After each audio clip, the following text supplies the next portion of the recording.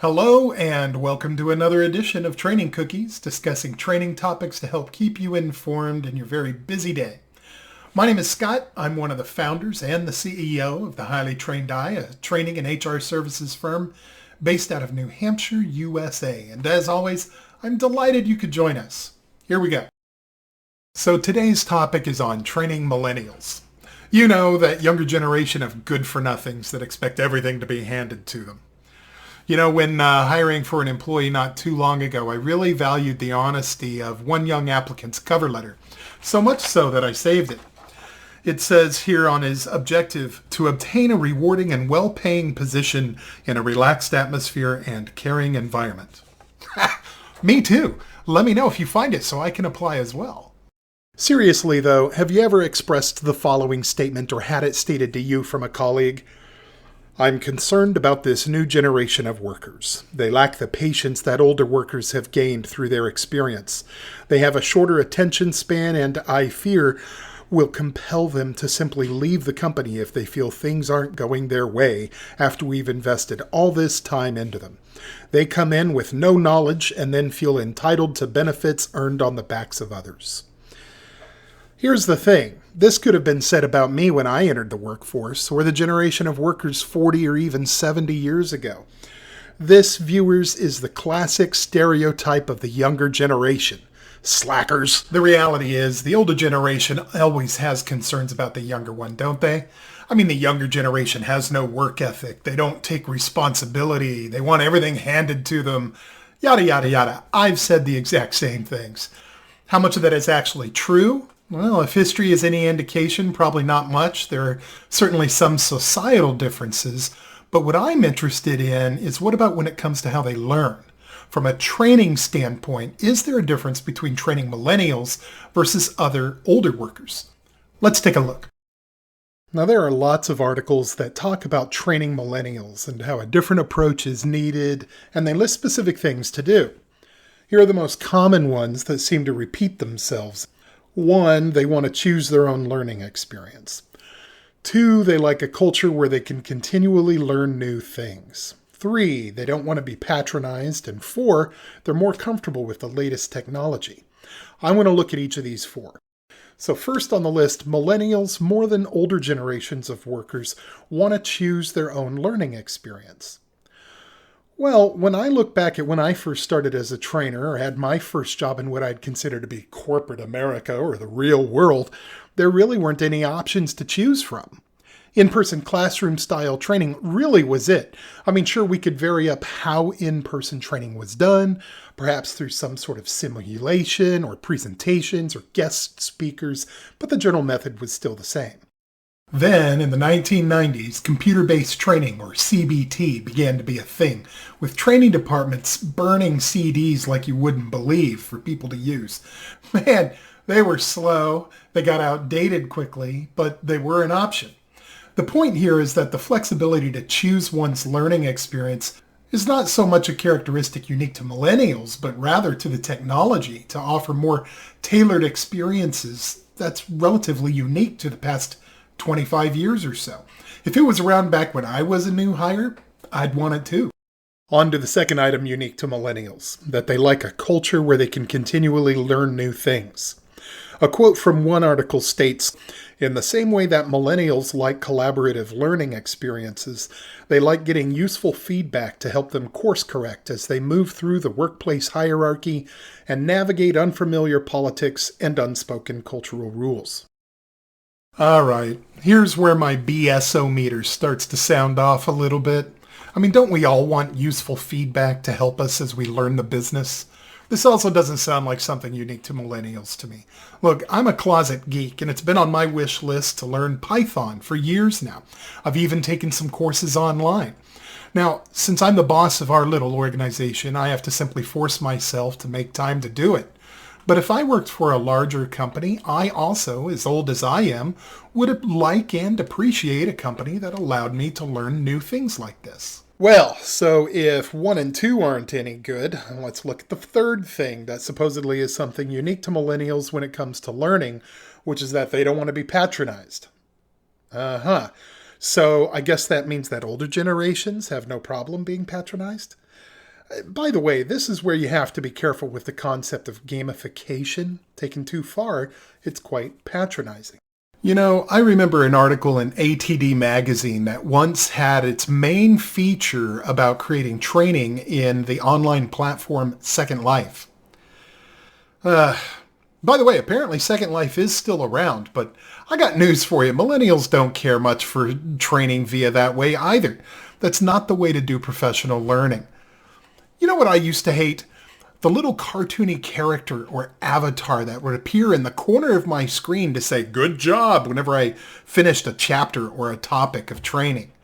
It's lame. It's not fooling me into thinking this is a game or helping me learn better. Let's just get on with the training. If anything, it's just taking up bandwidth and a little extra time.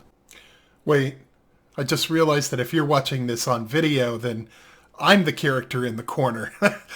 Well, sorry. I hope this is an entertaining exception. Well, if you're keeping track at home, so far we're 0 for 3. So let's look at the last one, that millennials are more comfortable with the latest technology. Now, this is one that I can get behind.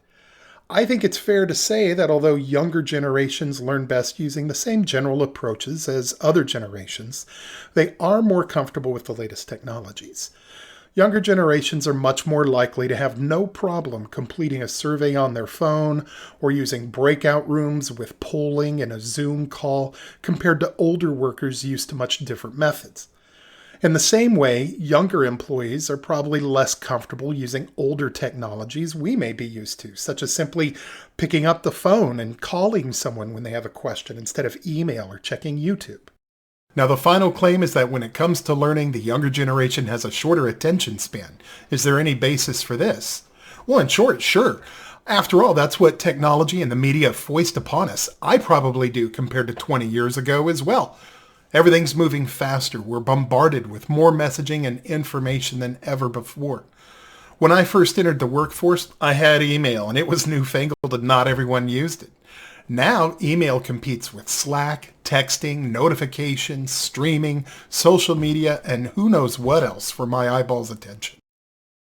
So assuming that millennials do learn a little differently, I want to share with you what we've had success with and what I'm a bit skeptical about. First, the successes. First, making training shorter. When it comes to online training, we break learning modules into chunks that are no longer than 5 minutes or so. Keep in mind, however, that one could argue even this is not due to the younger generation, but rather business demands for greater flexibility. Even our in-person training is generally no longer than 3 hours, and programs that used to be 1 or 2 days are now delivered in half-day chunks over a period of weeks. There are, of course, some exceptions, but for the most part, we've always tried to keep it short and sweet, and now we try and make it even shorter and sweeter. Second thing to consider, video. When appropriate. According to Forrester research, employees are 75% more likely to watch a video than to read documents, emails, or web articles. Now, an involved process may be better served with text and still images so people don't have to stop and rewind and watch the same thing over and over, but the imagery will still hold their attention.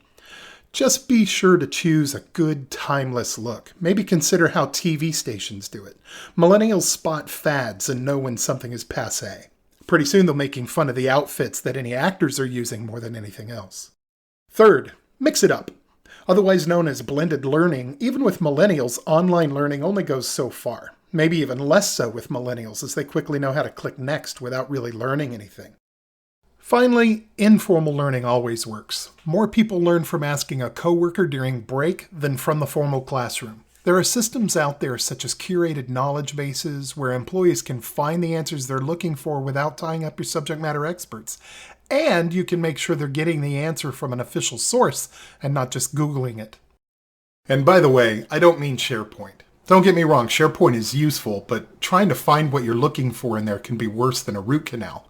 And you can only find files and not get instant responses.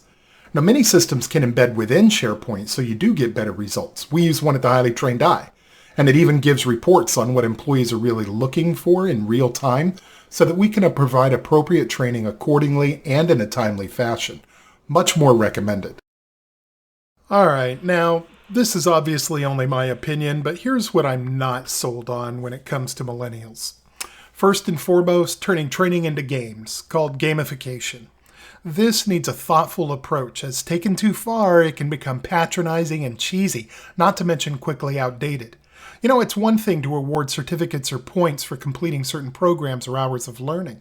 Home Depot, for example, used to do this really well. They awarded badges that employees could sew onto their aprons for completing different trainings or workshops, and customers could see them as well. But it's another thing altogether to go so far as to create a virtual reality training environment with avatars, simulations, and the like. That's a far more involved, costly, and time-consuming task to make good. And there's a risk that the technology will never catch on or is too expensive to become scalable. Second, using the very latest technology trends. The trends simply change too fast, from MySpace to Second Life to virtual reality to who knows what next. Be patient. Find out not only what your people use socially outside of the workforce, but what aspects of those platforms do they actually like most before plunging in completely on something new. Now for the third of my mez when it comes to training millennials. I'm not convinced that millennials need coaching more than other generations. You might disagree with me on this one. In my experience, this is more of a stereotype, and it comes down more to individuals rather than age groups. Some may need more coaching because they're struggling in a certain area, but this is just as likely to be an older generation employee as it is a younger one. Everyone could use periodic regular coaching and feedback. One of the top reasons good employees leave companies today is because of a lack of attention from management, and that's been the case for decades.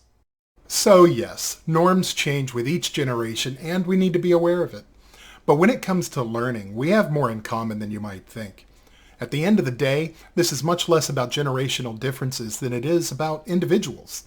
Stereotypes abound. Guess what? Millennials think we're slower, less flexible, and more closed-minded. Are we? Probably a little. Okay, well, I've babbled and ranted enough. If you enjoyed this, by all means, like or subscribe or whatever, leave comments, and I'll do my best to respond. And thank you very much for listening. Have a great day, and we'll talk to you next time here on Training Cookies.